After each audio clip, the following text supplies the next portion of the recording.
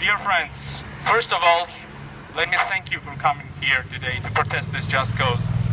The people gathered here believe that the crippling occupation conducted by Russia on the territory of Georgia is a violation of the international law, the rule of sovereignty and the territorial integrity. I deem it important to remember how we got to this point. Ever since the late 80s, Russian security services have been actively cooperating with the separatist movements in both Abkhazia and Skhin Valley region. Later, these separatist organizations, these KGB-created time bombs, started to act aggressively and to promote the idea of secession from Georgia and join in Russia. After the government of Georgia announced their intentions as unconstitutional, Russia intervened under the veil of peacemaking by actually establishing its military presence in the conflict regions in order to leverage over Georgia and divert it from its Western orientation. The 2008 war was just a continued effort from the Russian side to distort the possibility of Georgia becoming a NATO member. We all remember Vladimir Putin's visit to the 2008 NATO Bucharest summit.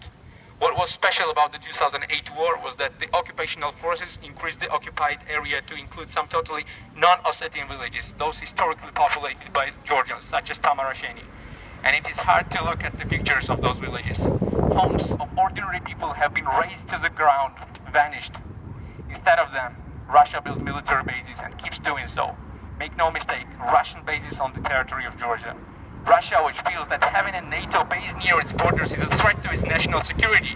Russia, which suppressed even the slightest spark of separatism in its own borders, like in Chechnya, in cold blood. The same country unilaterally intervenes in Georgia. It creates two puppet regimes not recognized by the civilized world.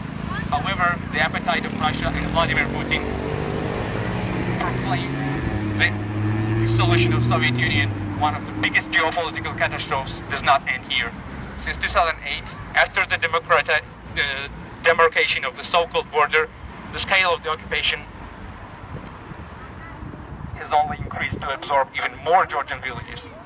As of today, there are 350 meters left between the so-called border and the main highway of Georgia.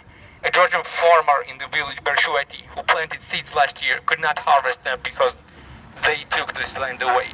Not to mention dozens of people kidnapped by the Russian soldiers in the vicinity of the occupational line since 2008, and the murder of a Georgian citizen, Giga Trozoria, by the Russian soldier on the Georgian side of the border, of the so-called border. We have already lost 20% of our territories to this country, and this cannot go on.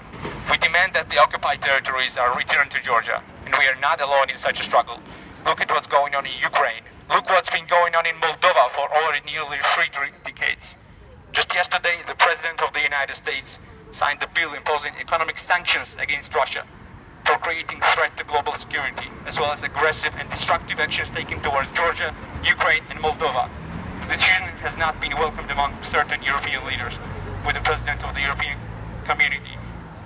Commission, Jean-Claude Juncker, saying that the sanctions could undermine the economic relations with Russia. But Mr. Juncker, please stand with us. Do what you feel is right, but don't let yourself fall prey to short-term economic gains at the expense of further deterioration of global security and international law. For the sake of peace, not only in Georgia, but in Europe as a whole. Thank you.